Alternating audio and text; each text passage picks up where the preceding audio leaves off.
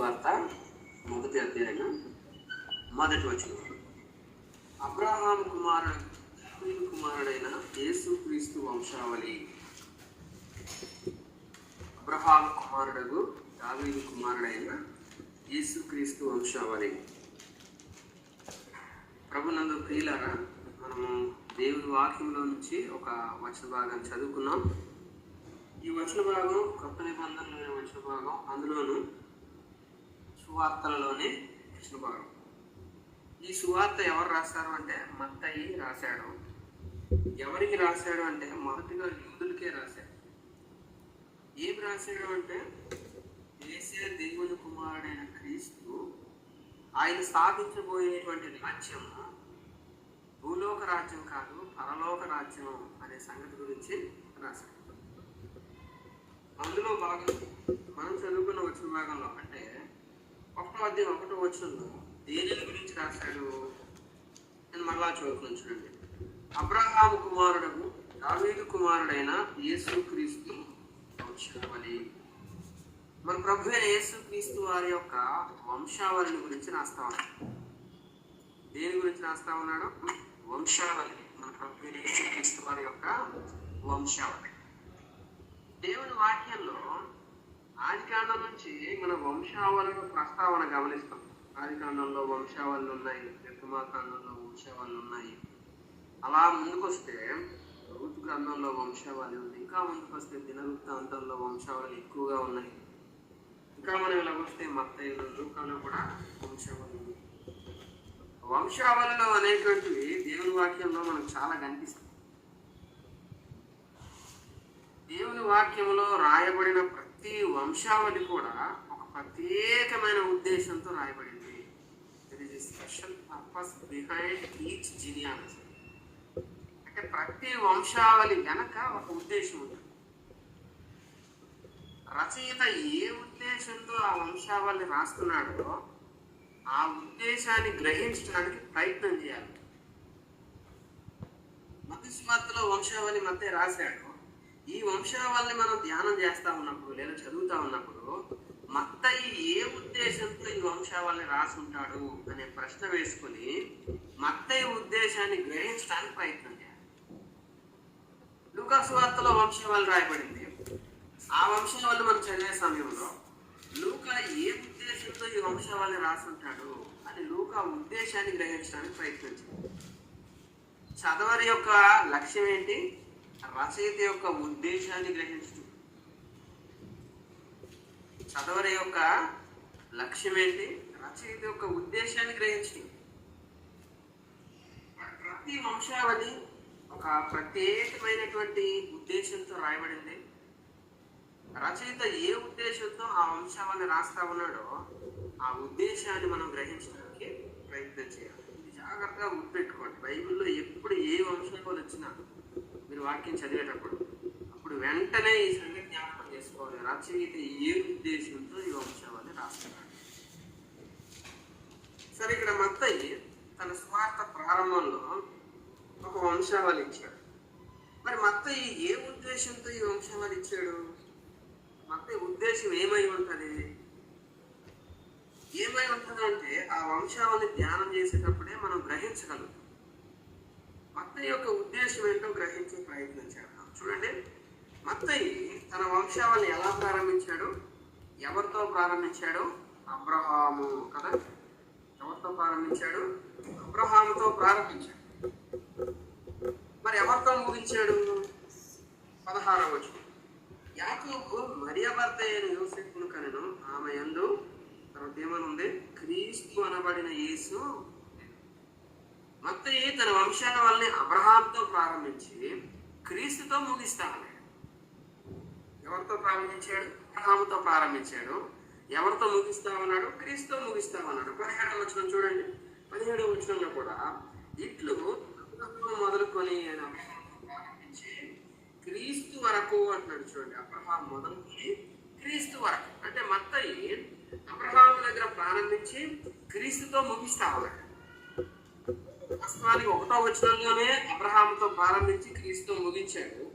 16వ వచనంలో కూడా అది కనిపిస్తా ఉంది, 17వ వచనంలో కూడా కనిపిస్తా ఉంది. 1, 16, 17 ఈ 3 వచనాల్లో కూడా మత్తయి తన వంశావళిని అబ్రహాంతో ప్రారంభించి క్రీస్తుతో ముగించినట్టుగా మనకు స్పష్టంగా అర్థమవుతాం. దీనిని బట్టి మనం ఏం గ్రహించవచ్చు? క్రీస్తు అబ్రహాము సంతానము అని రుజువు చేస్తా ఉన్నారు. మత్తయి తన వంశావళి రాసేటువంటి సమయంలో అబ్రహాంతో ప్రారంభించి యేసుక్రీస్తు ప్రభు వారితో ముగించడాన్ని బట్టి మన ప్రభు అయిన యేసుక్రీస్తు వారు ఎవరు అని చెప్పదలుచుకున్నాడు మత్తయి, ఎవరు అని రుజువు చేయదలుచుకున్నాడు మత్తయి, ఎవరు అని కన్వే చేయదలుచుకున్నాడు మత్తయి. మన ప్రభు అయిన యేసుక్రీస్తు వారు ఎవరో కాదు, అబ్రహాము సంతానము. అయితే మరి అబ్రహాము సంతానం యొక్క ప్రత్యేకత ఏంటి? ఎందుకు అబ్రహాము సంతానముగా రుజువు చేస్తా ఉన్నాడు? ఏంటి దాని వెనక ఉండే కారణం? ఇది అర్థం కావాలంటే మన అబ్రహాము దగ్గరికి వెళ్ళాలి. అబ్రహాము గురించి ఎక్కడ రాయబడింది? ఆది కాండంలో రాయబడింది. ఆ తర్వాత చాలా గ్రంథాల్లో రాయబడింది, కానీ ఆది కాండంలో మొదటిగా రాయబడింది. ఇప్పుడు ఆది కాండం పోతా చూడండి. ఆది కాండము 2వ అధ్యాయము మొదటి నుంచి నేను చదువుతాను. ఆది కాండము 2వ అధ్యాయం. యెహోవా నీవు లేచి నీ దేశం నుండి, నీ బంధువుల యొద్ద నుండి, నీ తండ్రి ఇంటి నుండి బయలుదేరి నేను నీకు చూపించే దేశంలోకి వెళ్ళు. నిన్ను గొప్ప జనముగా చేసి నిన్ను ఆశీర్వదించి నీ నామమును గొప్ప చేయదును. నీవు ఆశీర్వాదముగా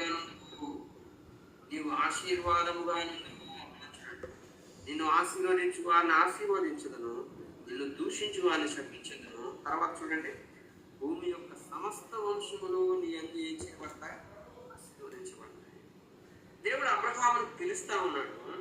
పిలిచేటువంటి టైంలో ఒక వాగ్దానం చేస్తా ఉన్నాడు. ఏంటా వాగ్దానం? ఇదిగో నీ యందు భూమి యొక్క సమస్త వంశాలు ఏం చేయబడతాయి? ఆశీర్వదింపబడతాయి. అబ్రహామును పిలిచినప్పుడు దేవుడు ఇచ్చినటువంటి వాగ్దానం ఎంత స్పష్టంగా ఉందో చూడండి. నీ యందు అంటే అబ్రహామునందు భూమి యొక్క సమస్త వంశాలు అంటే కేవలం యూదులే, అన్యులు కూడా వస్తారు. భూమి మీద ఉండే సమస్త వంశాలు అబ్రహామునందు ఆశీర్వదింపబడతాయి. కొంచెం ముందుకు వస్తే 22వ అధ్యాయంలో ఇదే విషయాన్ని దేవుడు రెండోసారి చెప్తా ఉన్నాడు అబ్రహాముతో. రెండోసారి చెప్పేటప్పుడు ఇంకొక పదాన్ని జోడించి చెప్తాను. చూడండి, 22వ అధ్యాయం 18వ వచనం ఆది కాండం. మరియు నీవు నా మాట వినినందున భూలోకంలోని జనములన్నీ నీ సంతానము వలన ఆశీర్వదింపబడును. పదం చూడండి, నీ సంతానం. నీ అందు అంటే అర్థం ఏంటి? నీ సంతానము వలన. దేవుడు అబ్రహామును పిలిచినప్పుడు దేవుడు చేస్తున్నటువంటి వాగ్దానం ఏంటంటే, అబ్రహామా నీవు ఆశీర్వాదముగా ఉంటావు, నీ యందు భూలోకంలో ఉండే సమస్త అంశాలు ఆశ్చర్యింపబడతాయి, నీ సంతానం వలన ఆశ్చర్యింపబడతాయి. 26వ అధ్యాయానికి వచ్చినప్పుడు అబ్రహాముతో దేవుడు చేసినటువంటి అదే వాగ్దానాన్ని ఇస్సాకుతో కూడా చేస్తా ఉన్నాడు. చూడండి, 26వ అధ్యాయం 4వ వచనం. ఏలయనగా నీకును నీ సంతానమునకును ఈ దేశములను నీవు ఇచ్చి నీ తండ్రి అయిన అబ్రహాముతో నేను చేసిన ప్రమాణము నెరవేర్చి ఆకాశ నక్షత్రముల వలె నీ సంతానమును విస్తరింపజేసి ఈ దేశములనే నీ సంతానమును ఇచ్చడము. తర్వాత ఏమనుంది? నీ సంతానము వలన సమస్త భూలోకంలోని సమస్త జనులు ఏం చేయబడతారట? ఆశీర్వదింపబడతారు.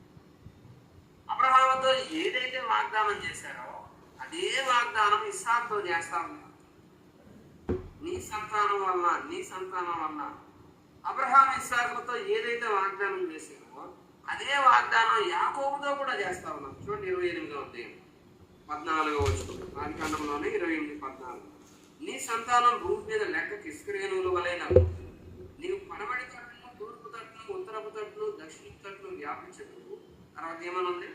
భూమి యొక్క వంశములన్నీ నీ మూలముగాను నీ సంతానం మూలముగాను ఏం చేయబడతాయి? చూడండి, అదే వాగ్దానం అబ్రహాముతో చేసిన అదే వాగ్దానం ఇస్సాకుతో, అబ్రహాం ఇస్సాకుతో చేసిన అదే వాగ్దానం ఎవరితో? యాకోబుతో చేస్తా ఉన్నారు. ఏమని? నీ సంతానం వలన భూమి యొక్క సమస్త వంశాలు ఆశీర్వదింపబడతాయి. అయితే ఈ సంతానం గురించి గలతీ పత్రిక అబ్రహాముకి, ఇస్సాకుకి, యాకోబుకి దేవుడు ఏదైతే వాగ్దానం చేశాడో, ఏదైతే వాగ్దాన సంతానం గురించి ప్రస్తావించాడో దాని గురించి పత్రికలో పౌలు రాస్తా ఉన్నాడు. గలతీయులకు రాసిన పత్రిక 3:16 అబ్రహామునకును అతని సంతానమునకును వాగ్దానములు చేయబడిన ఆయన అనేకులను గూర్చి అన్నట్టు సంతానములకును అని చెప్పక ఒకను గూర్చి అన్నట్టే నీ సంతానమునకును అనను. ఆ సంతానం ఎవరట? క్రీస్తు. అంటే భూలోకంలో ఉండే సమస్త అంశాలని ఆశీర్వదించేటువంటి ఆశీర్వాద కారకుడు ఎవరు చెప్పండి? మన ప్రభు అయిన యేసుక్రీస్తు. భూమి మీద ఉండేటువంటి సమస్త అంశాలు, యూదులు కావచ్చు, అన్యులు కావచ్చు, ఎవరైనా సరే ఆశీర్వదింపబడేటువంటి ఆశీర్వాద కారకుడు ఎవరో? మన ప్రభు అయిన యేసుక్రీస్తు. ఆదికాండాన్ని మనం జాగ్రత్తగా ధ్యానం చేస్తే ఆదికాండం 3వ అధ్యాయంలో ఆదాము చేసినటువంటి పాపం గురించి మనం గమనిస్తాం. ఆదాము పాపం చేశాడు. ఆ పాపం ద్వారా మరణాన్ని కొని తెచ్చుకున్నాడు. దేవునికి శాశ్వతంగా దూరం అయ్యాడు. ఆదాము చూపిన అవిధేయత మూలముగా పాపం ద్వారా మరణం ద్వారా దేవునికి తాత్కాలికంగా దూరం కాదు, శాశ్వతంగా దూరం అయ్యాడు. ఆదాము చేసిన అవిధేయత మూలంగా పాపం ద్వారా మరణం ద్వారా దేవునికి శాశ్వతంగా దూరం అంటున్నాం కదా. ఇది ఆదాముకు మాత్రమే కాదు, ఆదాములో నుంచి వచ్చిన వాళ్ళందరికీ వర్తిస్తుంది. ఆదికాండం 3 యొక్క వ్యాఖ్యానం పౌలు రోమా పత్రికలో రాస్తూ ఈ విషయాన్ని స్పష్టం చేస్తా ఉన్నాడు. ఒక మనిషిని అవిధేయత మూలముగా పాపం మూలముగా మరణం అందరి మీదకి వచ్చింది అంటే చూడండి, ఆదాము దగ్గర పాపం కనిపిస్తా ఉంది, పాపం ద్వారా మరణం కనిపిస్తా ఉంది, మరణం ద్వారా దేవునికి శాశ్వతంగా దూరం అవడం కనిపిస్తా ఉంది. అలా పాపం మరణం ద్వారా తనకు దూరమైనటువంటి మానవులను తిరిగి రక్షించుకొని తన దగ్గరకు శాశ్వతంగా చేర్చుకోవడానికి దేవుడు తన ప్రియకుమారుడైన క్రీస్తును ఈ లోకానికి మానవునిగా పంపించాలని నిర్ణయించాడు. ఆదామునందు అందరూ మృతి పొందుతా ఉన్నారు. ఆదామునందు అందరూ దేవునికి శాశ్వతంగా దూరం అవుతా ఉన్నారు. అలా మృతి పొంది దూరం అవుతున్న వారిని రక్షించి తిరిగి శాశ్వతంగా తన దగ్గరకు చేర్చుకోవడానికి దేవుడే తన ప్రియకుమారుని భూలోకానికి మానవునిగా పంపించాలని నిర్ణయించాడు. మానవునిగా ఇంకా ఏ రూపంలో లేదు. ఇక దేవుడు మానవుడుగానే వచ్చాడు. సృష్టిలో ఏ రూపంలో భూలోకంలోకి రాలేదు. పక్కన బంధంలో లోకానికి తన ప్రియకుమారుని పంపించాలని నిర్ణయించినప్పుడు అబ్రహామును పిలిచాడు. నువ్వు నా కొరకు ప్రత్యేకంగా ఉండు, నువ్వు ప్రత్యేకంగా ఉంటే నీ సంతానంలో నా ప్రియకుమారుని నేను ఏం చేస్తాను? జన్మింపజేస్తాను. అబ్రహామును ప్రత్యేకించాడు. అబ్రహాం ద్వారా అబ్రహాం కుటుంబాన్ని ప్రత్యేకించాడు. కుటుంబం ద్వారా అబ్రహాము వంశాన్ని ప్రత్యేకించాడు. ఆ విధంగా యూదా జనాంగం అనే ఆవిర్భావం అబ్రహాము అంటే ఆదామునందు ఏదైతే మనం పాపము మరణము దేవుడికి శాశ్వతంగా దూరం అవ్వడం అనేది జరిగిందో ఆ పాపము నుంచి, ఆ మరణము నుంచి, ఆ దేవుడికి మనకు మధ్య కలిగే ఎడబాటు నుంచి మనల్ని రక్షించి శాశ్వతంగా దేవుని వద్దకు చేర్చగలిగినటువంటి వ్యక్తి ఎవరు? సంతానం. ఎవరా సంతానం? క్రీస్తు. దేవుడు ఎంత గంభీరమైన ప్రణాళిక వేసి నడిపించాడో చూడండి. ఆదికాండం 15 చూడండి. ఆదికాండం దేవుడు ఏదైతే అబ్రహాము తెలియజేశాడో ఆ విషయాన్ని చూడండి. ఆదికాండం 15 అతడు యెహోవాను నమ్మాడు, ఆయన అది అతనికి నీతిగా తెచ్చింది. అతడు యెహోవాను ఏం చేశాడండి? ఏదైతే దేవుడు తన ప్రియకుమారుని గురించి చెప్పాడో ఆ చెప్పిన విషయాన్ని అబ్రహాం నమ్మాడు. ఏమని నమ్మాడు? ఆదామునందు నేను పాపాత్ముడిని, ఆదామునందు నేను మరణానికి పాత్రుడిని, ఆదామునందు నేను దేవునికి శాశ్వతంగా దూరమైన వాడిని. అయితే దేవుడు తన మహా కనికరాన్ని బట్టి, కృపను బట్టి, ప్రేమను బట్టి తన ప్రియకుమారుని భూలోకానికి పంపించి నన్ను రక్షించాలనుకుంటున్నాడు. నన్ను మరలా తన యొద్దకు చేర్చాలనుకుంటున్నాడు అన్న సంగతి అబ్రహాం విని ఏం చేశాడు? నమ్మాడు. అతడు యెహోవాను నమ్మెను, ఆయన అది అతనికి నీతిగా. దేవుడు తన ప్రియకుమారుని గురించి ఏదైతే చెప్పాడో ఆ చెప్పింది అబ్రహాం నమ్మాడు. నమ్మటం ద్వారా నీతిమంతుడయ్యాడు. రోమపత్రికలోకి వస్తే పౌలు వ్యాఖ్యానం ఇస్తా ఉన్నాడు వచనానికి. రోమిలికి రాసిన పత్రిక 4వ అధ్యాయము 3వ వచనం చూడండి. లేఖనం ఏం చెప్తున్నది? అబ్రహాం దేవుని నమ్మెను, అది అతనికి నీతిగా. ఆదామునందు పాపాత్ముడైన మానవుడు దేవుని యందు ఏ విధంగా నీతిమంతుడుగా తీర్చబడతాడు? కేవలము దేవుని ప్రియకుమారుడైన క్రీస్తు అబ్రహాము సంతానముగా ఈ లోకములో జన్మించినటువంటి దేవుని ప్రియకుమారుడైన క్రీస్తును నమ్మటం ద్వారానే నీతిమంతుడిగా తీర్చబడతాడు. నమ్ముట ద్వారా నీతి. ఆదికాండం 15:6, రోమా 4:3, గలతీ 3:6, యాకోబు 2:23 ఈ 4 చోట్ల కూడా అబ్రహాము యెహోవాను నమ్మెను, అది అతనికి ఆయన నీతిగా ఎంచాడు. చిన్న ప్రశ్న, నువ్వు కూడా ఆదాములో నుంచి పుట్టుకొచ్చావు కదా. భూమిలో ఉండేటువంటి సమస్త మానవులందరూ మొదటి మానవుడైన ఆదాములో నుంచి వచ్చిన వాడు.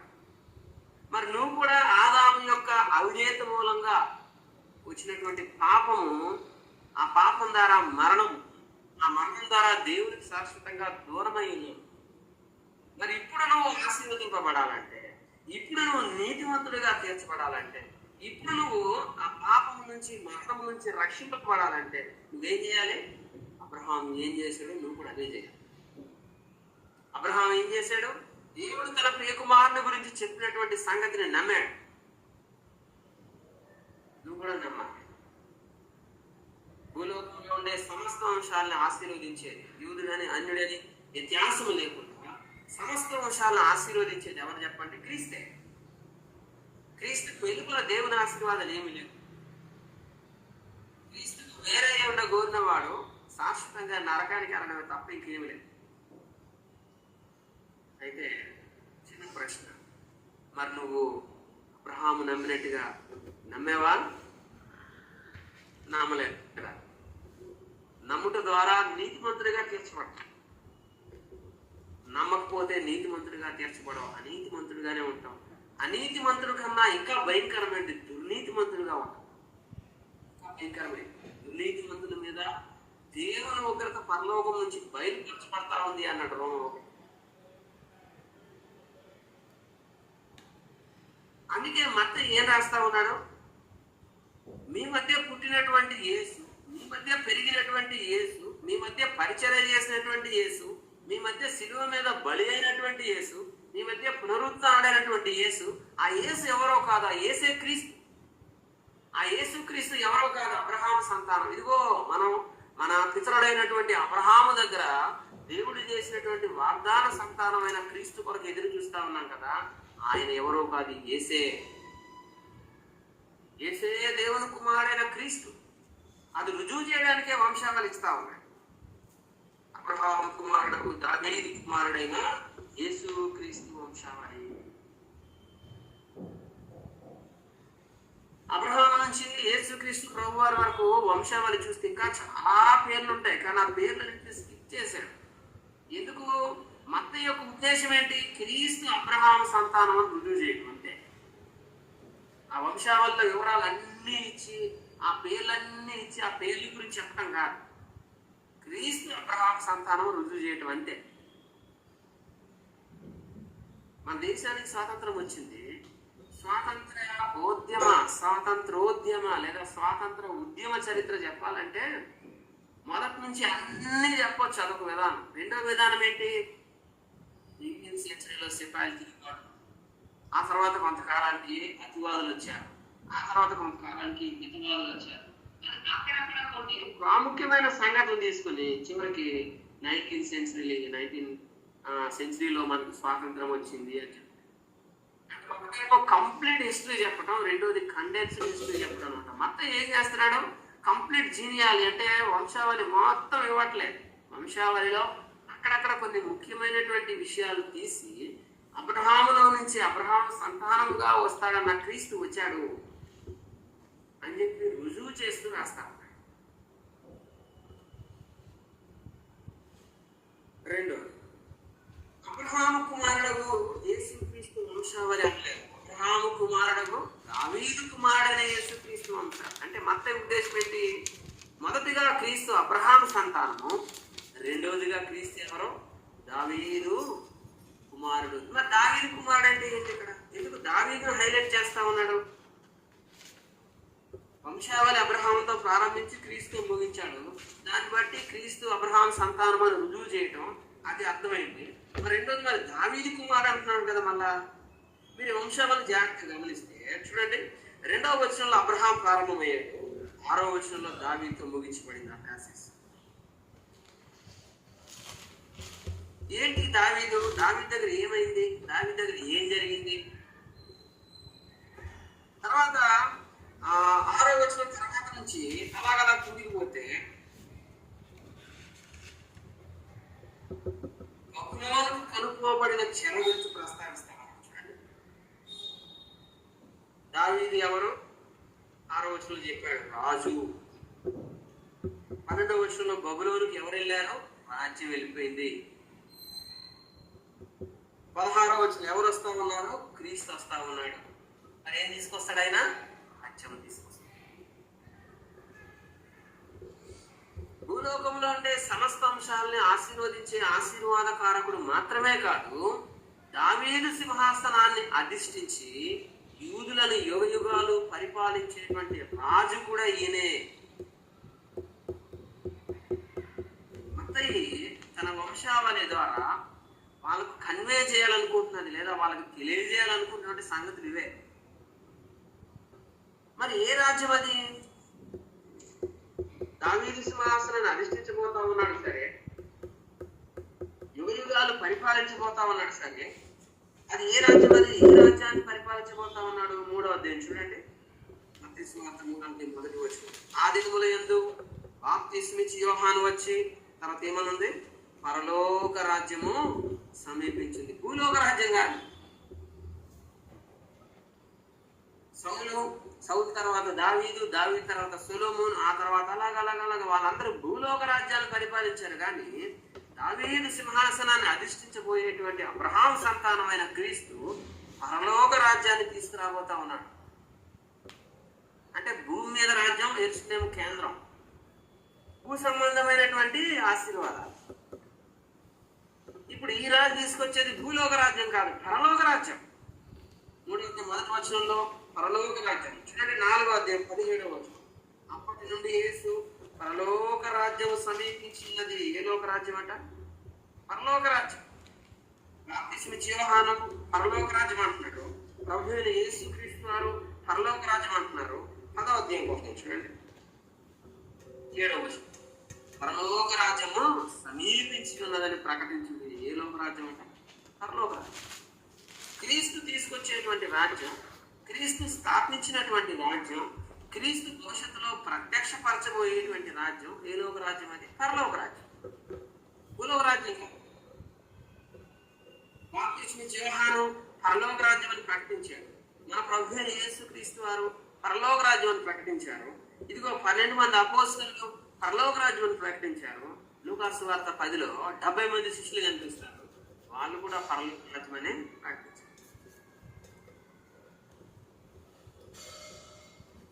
క్రీస్తు నీకు అనుగ్రహించేటువంటి రాజ్యం ఏ రాజ్యం? పరలోక రాజ్యం. భూమి మీద నీకేం ఉండకపోవచ్చు, ప్రస్తుతం ఉండవచ్చు, ఉండకపోవచ్చు. కానీ క్రీస్తును నమ్ముకుంటే ఆయన ద్వారా నీకు కలిగేటువంటి రాజ్యం ఏ రాజ్యం? పరలోక రాజ్యం. ఎప్పుడు వస్తుంది అది? ఆల్రెడీ స్థాపించబడింది ఆయన మొదటి రాకడలో, ఆయన 2వ రాకడలో ప్రత్యక్షపరచబడింది. ఇప్పుడు ఆ పరలోక రాజ్యం సమీపించింది కాబట్టి ఏం చేయాలి? 4వ అధ్యాయం 17వ వచనంలో ఏం చెప్తా ఉన్నాడు చూడండి. అప్పటి నుండి యేసు పరలోక రాజ్యం సమీపించింది, ఈ వెనుక నీ మనసు మార్చుకోవాలి. ఎంతకాలం క్రీస్తుని నమ్మితే భూలోకంలో అన్ని వస్తాయని నమ్ముకున్నావు కదా, ఆ నమ్మకాన్ని మార్చాలి, ఆ మనసును మార్చాలి, ఆ ఉద్దేశాన్ని మార్చాలి. ఎందుకు? ఆయన నమ్ముకుంటే పరలోకం, భూలోకం కాదు. భూలోకం కొంతమందికి ఏమైనా ఉండొచ్చు, ఉండకపోవచ్చు. రెండు విధాల అనుభవాలు ఉంటాయి. కొంతమందికి ఉంటాయి, కొంతమందికి ఉండవు. కానీ పరలోకం కలుగుతుంది ఆయన నమ్ముకుంటే. అందుకే అంటున్నారు కదా 17వ వచనం, పరలోక రాజ్యం సమీపించింది, మారు మనసు పొందండి అని సువార్త ప్రకటిస్తా ఉన్నారు. చూడండి, లోకమునకు సువార్త కదా, సంఘమునకు సువార్త, లోకమునకు సువార్త. లోకానికి సువార్త ప్రకటిస్తా ఉన్నారు. లోకానికి ఏం ప్రకటిస్తా ఉన్నారు? సువార్త. ఏ సువార్త? పరలోకం గురించి. ఇప్పుడు లోకానికి మనం ఏం ప్రకటించాలి? యవనస్తులు చాలా మంది సోషల్ మీడియాలో యాక్టివ్గా ఉన్నారు. సోషల్ మీడియా ద్వారా నువ్వు లోకానికి ఏం ప్రకటించాలి? ఏమేమేవో ప్రకటించడం చాలా ఉత్తమమైనది.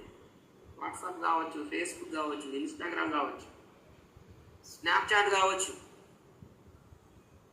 టెలిగ్రామ్ యాప్ కావచ్చు, ఏదైనా కానివ్వండి, లోకానికి మనం ప్రకటించాల్సింది ఏంటి? చూడండి 4వ అధ్యాయం 17వ వచనంలో, అప్పటి నుండి యేసు మొదలు పెట్టెను కదా, అప్పటి నుండి యేసు మొదలు పెట్టెను. లోకానికి ఆయన ఏదైనా ఒకటి అందించాలి, లోకానికి ఏదైనా ఒకటి చెయ్యాలి అని మొదలు పెట్టినప్పుడు దేంతో మొదలు పెట్టాడు? ఆయన సువార్తతో మొదలు పెట్టాడు.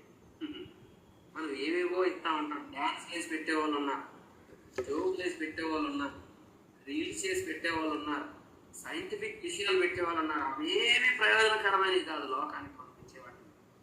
అన్నిటికన్నా ఉత్తమమైనది, శ్రేష్టమైనది, ప్రయోజనకరమైనది సువార్త అని ప్రారంభించాడు ఆయన.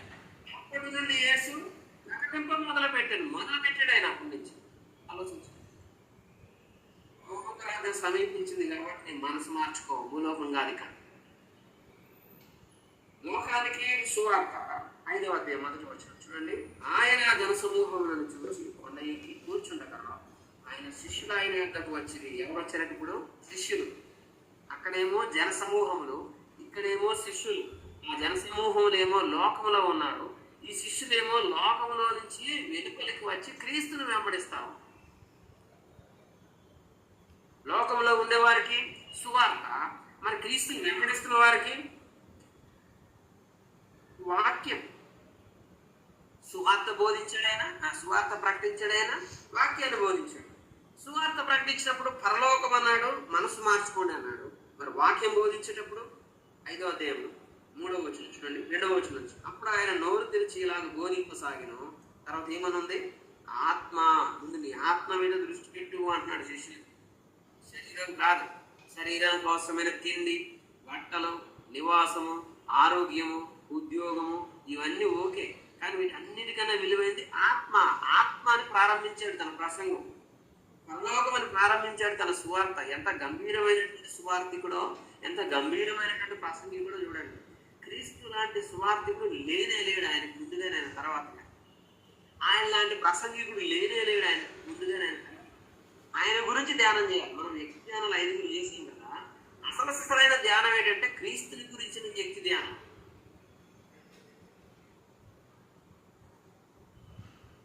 ఆయన ప్రసంగం ప్రారంభించినప్పుడు ఆత్మను ప్రారంభించాడు. ఆత్మ విషయమై దీనులైన వారు ధన్యులు.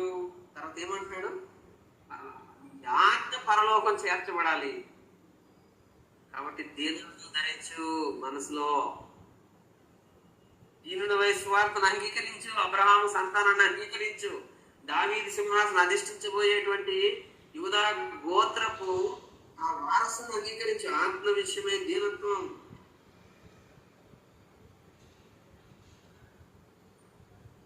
పదవచనం చూడండి, నీతి నిమిత్తము హింసింపబడ్డవారు ధన్యులు, పరలోక రాజ్యము.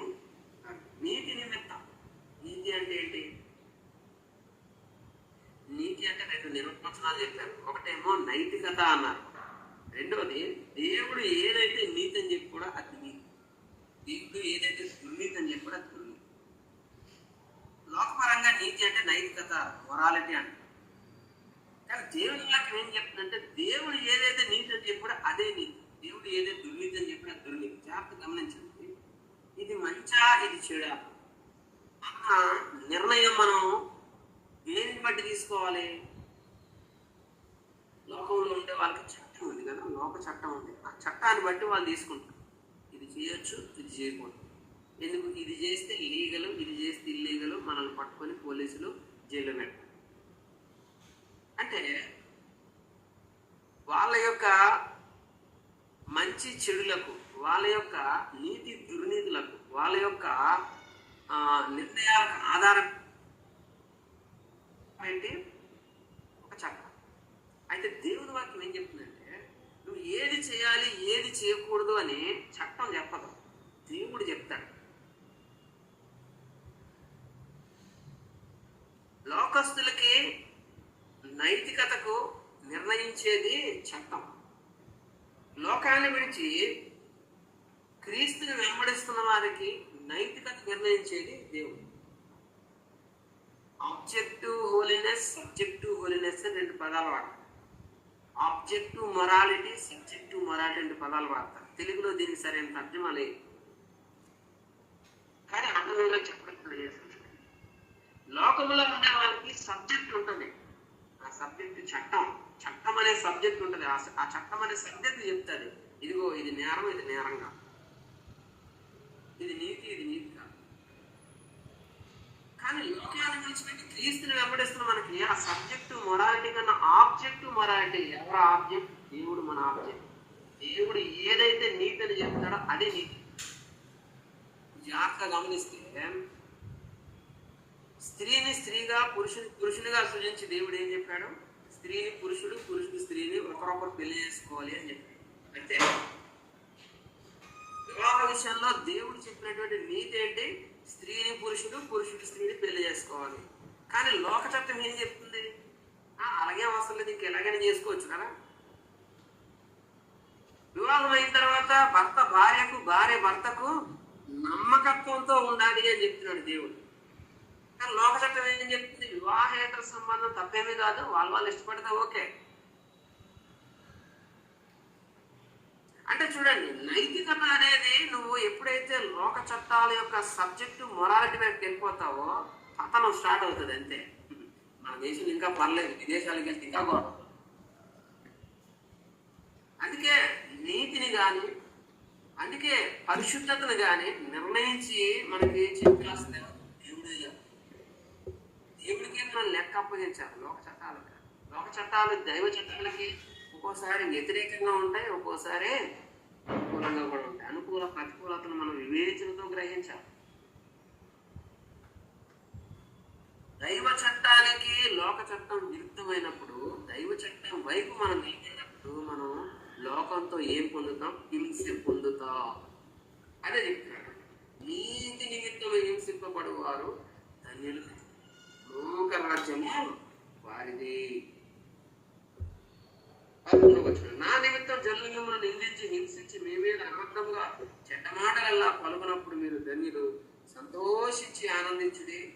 లోకమందు మీ ఫలం ఏమవుతుందట? భూలోకంలో ఏమవుతాయి? 11వ వచనంలో చెప్పాడు, నిందలు, హింసలు, చెడ్డ మాట. మరి పరలోకంలో ఏమవుతుంది? అధిక ఫలం.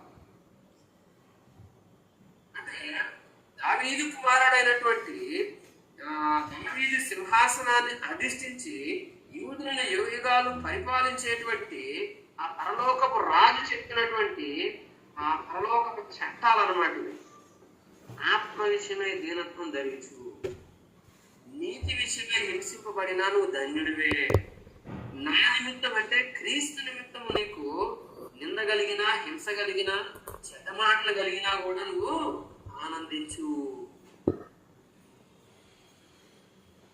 పూర్తిగా ఒక ఒక ఒక లోకం నుంచి లోకానికి వెళ్ళినట్టుగా ఉంటుంది. మత్తయి పూర్తిగా ధ్యానం చేసి అర్థం నేను ముగిస్తాను. ఏం చెప్పాడు మత్తయి? అబ్రహాము కుమారుడైన, దావీదు కుమారుడైన యేసుక్రీస్తు వంశం. అంటే క్రీస్తుని అబ్రహాము సంతానముగా, క్రీస్తుని దావీదు సింహాసనాన్ని అధిష్ఠించి యూదులను యుగయుగాలు పరిపాలించేటువంటి యూదుల రాజులు ప్రొజెక్ట్ చేస్తా ఉన్నాడు, అంటే చిత్రీకరిస్తా ఉన్నాడు. జాగ్రత్త గమనించండి. మత్తయి సువార్త మన ప్రభువైన యేసుక్రీస్తు వారి యొక్క రాజరికాన్ని తెలియజేసే సువార్త. మార్కు సువార్త యేసుక్రీస్తు వారి ప్రవక్త పరిచర్యను తెలియజేసే సువార్త. లూకా సువార్త మన ప్రభువైన యేసుక్రీస్తు వారి యొక్క యాజకత్వాన్ని తెలియజేసే సువార్త. రాజు, ప్రవక్త, యాజకుడు. ప్రభువైన యేసుక్రీస్తు 3 కూడా. ఆయన చేసిన పనులు 3. ప్రవక్తగా వచ్చాడు, సువార్త ప్రకటించి వెళ్ళిపోయాడు. సువార్త యాజకుడుగా ఇప్పుడు తండ్రి కుడిపార్శ్వను విజ్ఞాపన చేస్తున్నాడు లూకా సువార్త. త్వరలో రాజ్యం ప్రత్యక్షపరచడానికి రాబోతున్నాడు మత్తయి సువార్త. అందుకే మత్తయి సువార్త చివరికి వచ్చేసరికి ఏమని ఉంటుంది? నిండు కుమారుడు రాబోతా ఉన్నాడు, రాజకుమారుడు రాబోతా ఉన్నాడు. అయితే చివరి ప్రశ్న ఏంటంటే, మరి నువ్వు అబ్రహాము సంతానాన్ని నమ్మి నీతిమంతుడిగా తీర్చబడ్డావా లేదా? నమ్ముట ద్వారా నీతి పొందుకున్నావా లేదా? నమ్ముట ద్వారా ఆ ఆశీర్వాదాలు అంటే పరలోకం అనే ఆశీర్వాదాలు పొందుకున్నావా లేదా అని మొదటి ప్రశ్న. రెండోది ఏంటంటే, ఆయన దావీదు సింహాసనం అధిష్ఠించేటువంటి రాజు కదా, మరి నువ్వు ఆ దావీదు సింహాసనం అధిష్ఠించేటువంటి రాజు యొక్క రాజ్యంలోనికి ప్రవేశించావా లేదా? ప్రవేశించాలంటే ఏం చేయాలట? పరలోక రాజ్యం సమీపించింది, మనసు మార్చు.